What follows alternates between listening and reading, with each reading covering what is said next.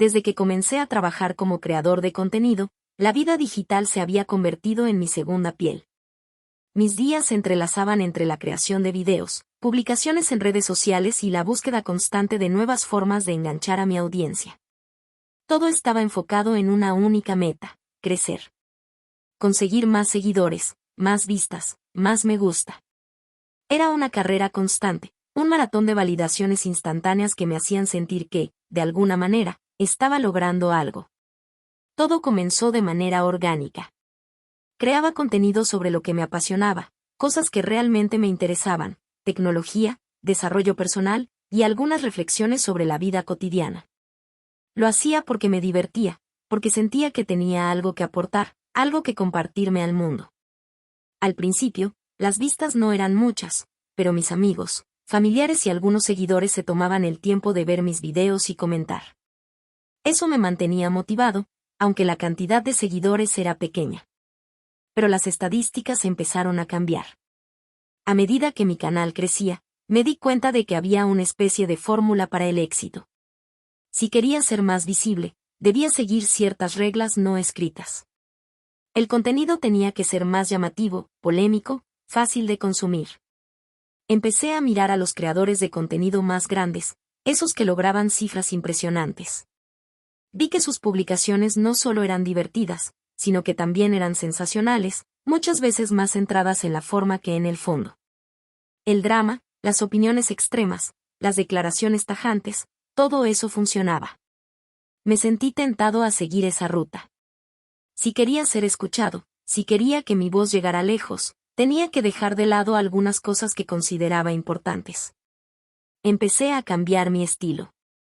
De repente, las publicaciones más personales o reflexivas fueron sustituidas por videos más sensacionalistas, donde opinaba sobre temas de los que no tenía un conocimiento profundo, solo para generar debate. Los temas controversiales, aunque superficiales, traían más vistas. La crítica de la cultura popular, los análisis rápidos de tendencias virales, el mundo de los influencers, todo se volvió parte de mi contenido diario. Ya no se trataba de ser yo mismo, sino de ser una versión amplificada, un personaje que representaba lo que la gente quería escuchar. Fue en ese momento cuando recibí el primer patrocinio. Una marca que vendía un producto de tecnología, algo que, sinceramente, no me interesaba mucho, pero que estaba dispuesto a promover. Me ofrecieron una suma considerable de dinero y un contrato con la posibilidad de colaborar en más campañas. El trato era simple: crear contenido que alineara con sus intereses. Al principio, pensé que no pasaba nada. Después de todo, todos los creadores lo hacían. No había nada malo en hacer algo para ganar dinero, ¿cierto? Sin embargo, mientras preparaba ese primer video patrocinado, me di cuenta de algo: mi autenticidad comenzaba a desaparecer. ¿Por qué iba a recomendar algo que no usaba ni me convencía realmente? La excusa era siempre la misma: es solo un trabajo, es solo una colaboración. Pero en el fondo, sentía que me estaba alejando de lo que era en realidad. Era solo un paso más en la dirección equivocada. La primera vez que subí un video patrocinado, las vistas se dispararon.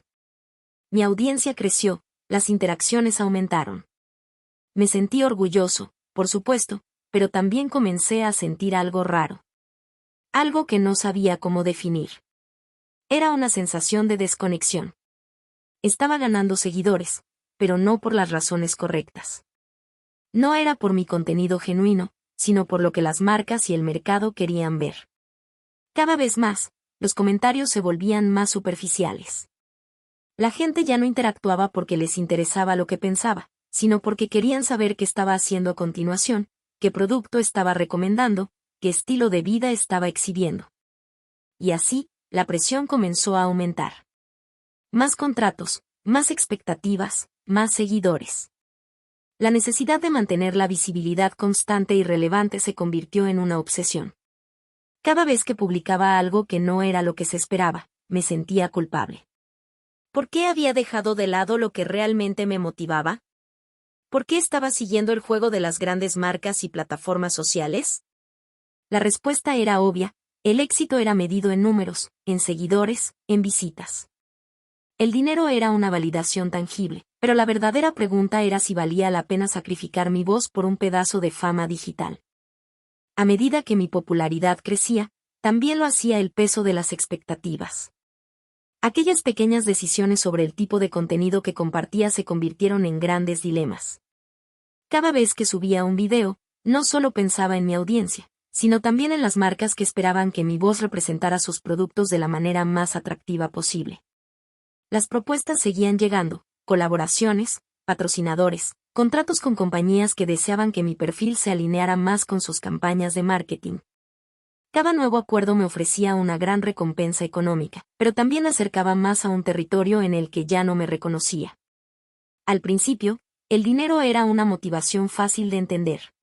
Puedo comprar lo que quiero, viajar más, hacer lo que siempre quise hacer. Todo parecía un intercambio justo.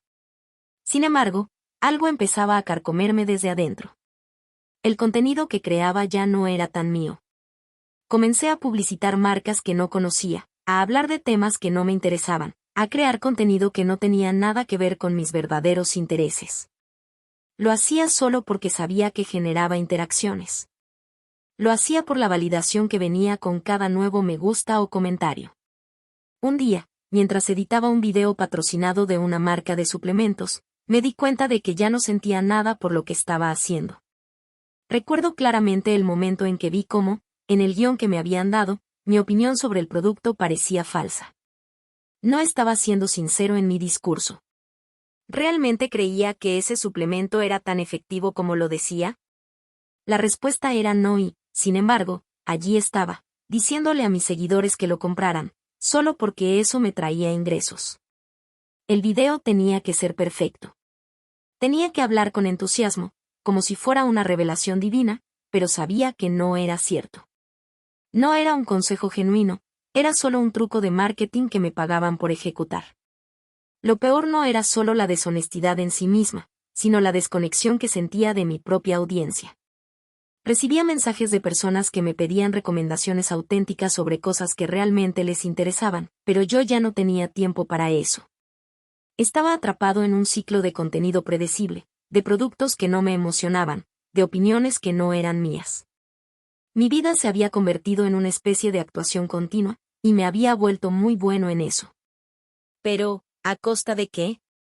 Fue en ese momento cuando comencé a sentirme incómodo cada vez que veía los números subir. Las vistas aumentaban, pero no por las razones correctas. Me sentía como un producto más, un engranaje en una máquina que nunca se detenía. No sabía si me gustaba o me asustaba ver las cifras crecer. La audiencia ya no estaba ahí porque compartía algo genuino, sino porque esperaban que siguiera siendo lo que se suponía que debía ser, una figura pública que opinaba de todo, que consumía todo, pero que no era realmente él mismo. A veces, cuando terminaba de grabar un video, me quedaba sentado frente a la cámara apagada, observando el vacío detrás de la lente. Parecía que todo lo que hacía no tenía sustancia. Lo hacía porque debía hacerlo, porque el algoritmo de las redes sociales lo exigía.